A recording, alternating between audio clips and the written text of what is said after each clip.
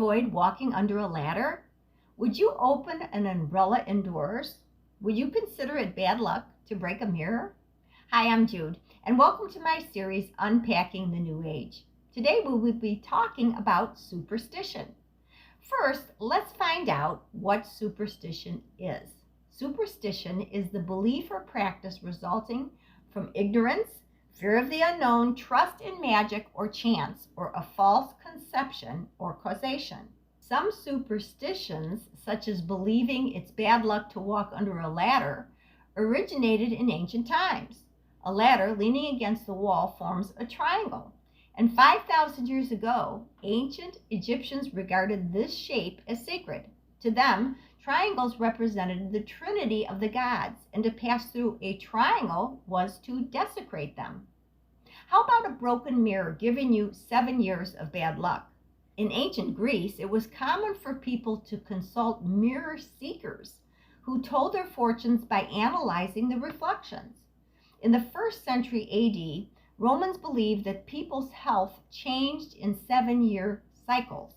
A distorted image resulting from a broken mirror meant 7 years of ill health and misfortune. How about tossing spilled salt over your left shoulder to avoid bad luck? Spilling salt has been considered unlucky for thousands of years. Around 3500 BC, the ancient Sumerians first took to nullify the bad luck of spilled salt by throwing a pinch of it over their left shoulder. This ritual spread to the Egyptians, Syrians, and the Greeks. Have you ever crossed the path of a black cat? One of ancient Egypt's most powerful goddesses was a cat. Her name was Bast.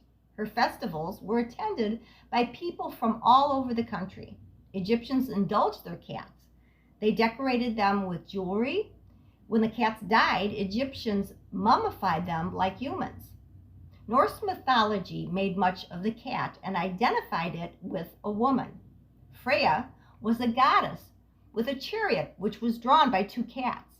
Black cats were identified with the night, as cats are active during the evening hours. Beginning in medieval times, cats began to be associated with magic and evil.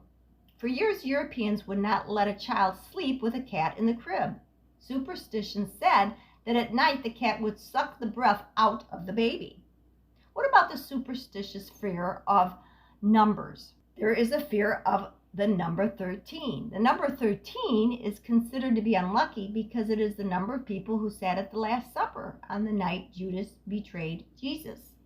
People who are leery of 13 will not stay on the 13th floor, rent a room with 13 on the door.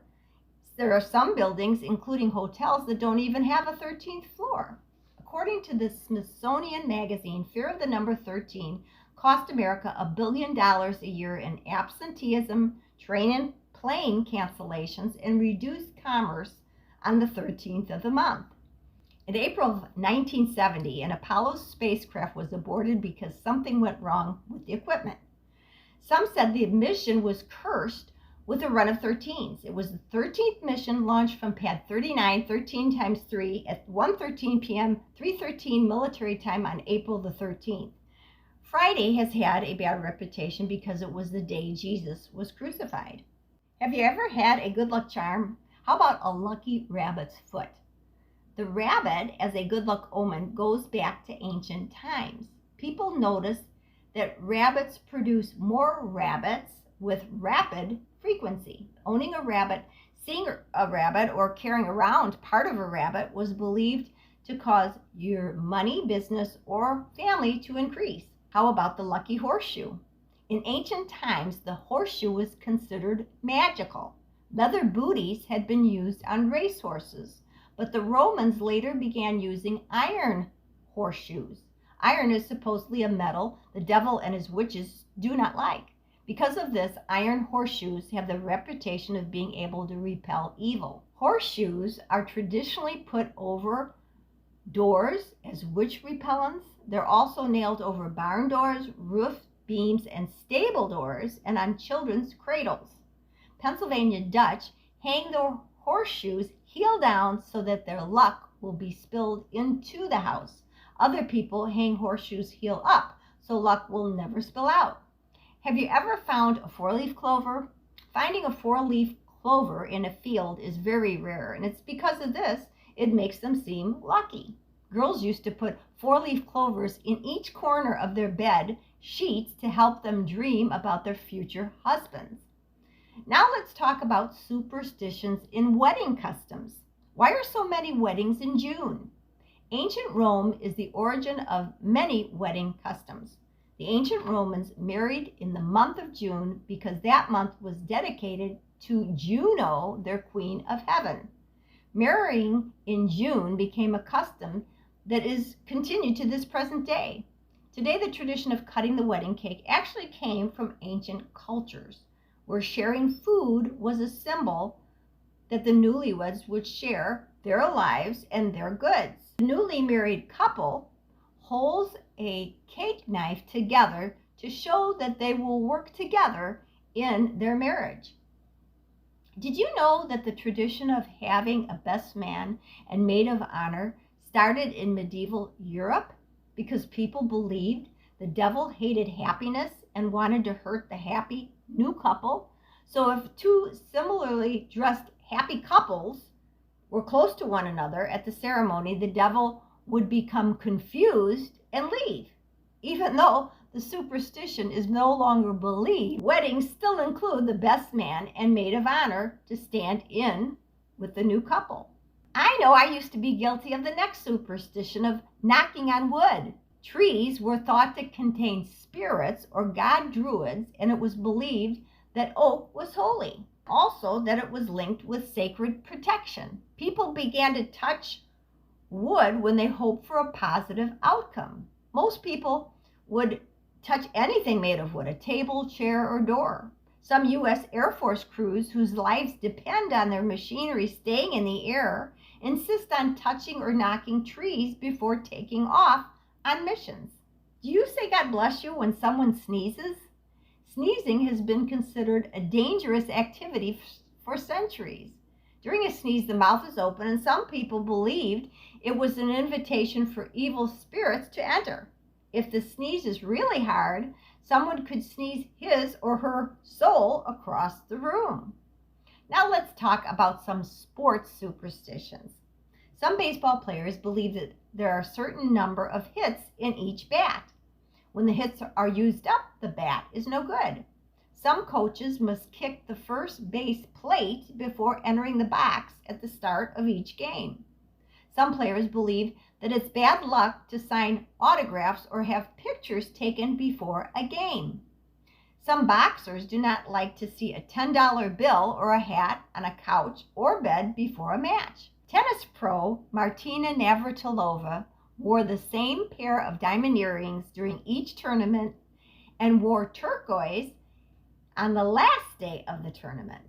Gymnast Mary Lou Retton used the same shampoo before every competition. There are some race car drivers that don't drive green cars or speak to anyone before a race who is wearing green, or even sign autographs with green pens. Possibly no other field of work is so full of superstitions as acting. A slip of the tongue or a change in timing can spell the difference between a hit and a flop. Some actors believe it is unlucky to whistle backstage or say the last line of a play during a rehearsal. They consider the play Macbeth unlucky. Some actors do not wear the color yellow or the color black on stage. Now let's take a look at what the Catholic Church says about superstition. The Catechism of the Catholic Church, number 2111, states, superstition is the deviation of religious feeling and of the practices this feeling imposes. It can even affect the worship we offer the true God. Superstition violates the first commandment, which is, I am the Lord your God. You shall have no strange gods before me. According to Catholic Answers, a novena that will grant any petition the person desires is a spiritual vending machine that is condemned. In James 4:3 says, you ask but do not receive because you ask wrongly to spend it on your passions.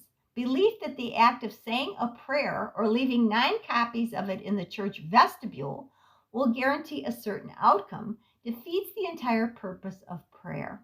Similarly, the practice of burying a statue of St. Joseph upside down in hopes that God will sell your home faster dishonors God.